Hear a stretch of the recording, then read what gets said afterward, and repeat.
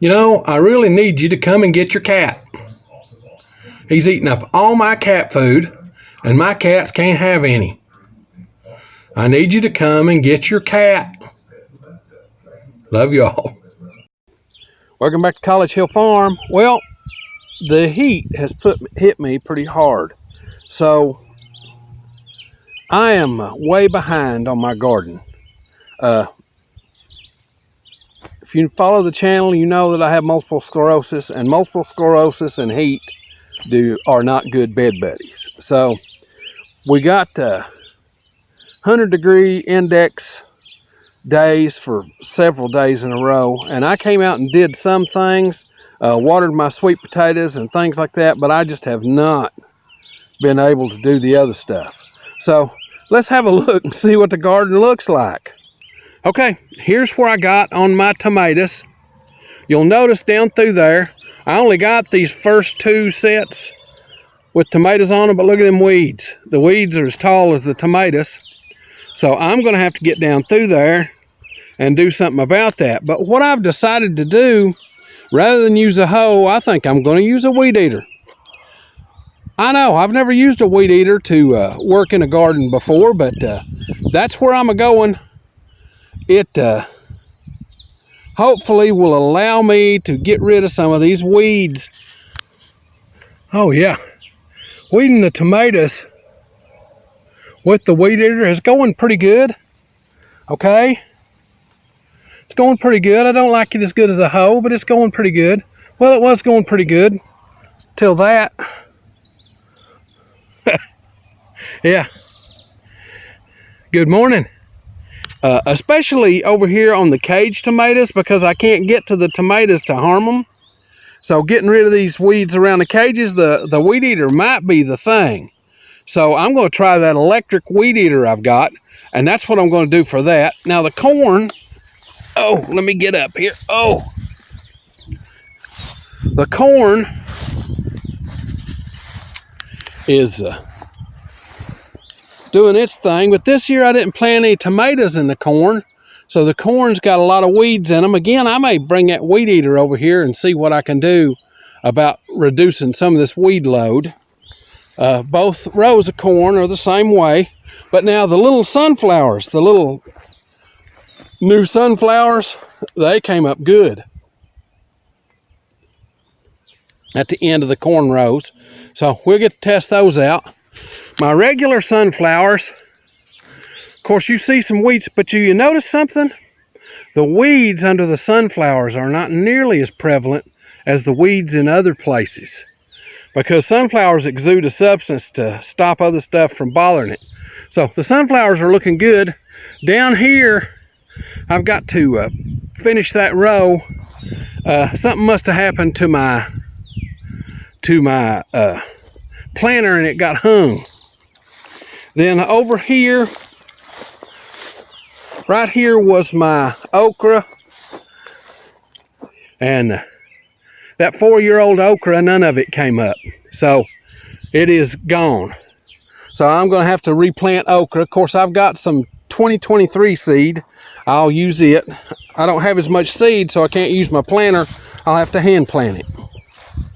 And then over here is our sweet potatoes. I've had to water them again this morning. We've had one rain, but just so you know, when you plant sweet potatoes, the potatoes that stand up, okay, do better than the ones that lay down. And the only thing I can think for the reason for that is that the air is not as desiccating as this hot ground. When the sun's shining on it, the ground is really, really hot, and it kind of desiccates them. Now, none of my cucumbers have come up yet. We haven't had any rain to speak of. So when those seeds get wet, they'll come up. I think I've got a couple of pumpkins that came up right down at the end of that row. But other than that, this row hadn't got nothing on it. Now over here is our potatoes. We showed you planting them. You can see they're dying back. It's that time of year when these get fully died back, then I'll come through here with a bush hog, cut this down, and let them sit in the ground for a month, and then I'll come back and harvest them. Here's our little container garden. The squash, I've been banging it. I've harvested a lot of squash already, and the zucchini over there. I've harvested probably more from these 5 plants in each bed than I've harvested in a long time. So these have done really well. The cucumbers in the bed over there didn't do good. I've got to go out here with a weed eater. Of course, this is suffering from the same problems I had with the other stuff. My watermelons and vine peaches aren't doing too hot. Of course, we haven't had any rain. Maybe I'll have to water these beds. I don't know. I don't want to have to do that, but you know, if that has to happen, then that's what has to happen. So, okay, that's the garden tour. Right now I'm doing good to mow my grass, okay? So I need to do some things. I've got to get the grass mowed. I've got to get around the beds and stuff weed eated. The little electric weed eater helps, but with the temperatures we've had, for example, right now it's a 640 and it's 78 degrees out here, and it's just taking every bit of strength that I have. So I'm not even getting a reprieve at night. My heat pump went down, and then my air conditioner in my bedroom went down. So I'm going to have to replace my heat pump. I haven't done that yet. I bought an air conditioner to limp by. So yeah, that's the way it goes.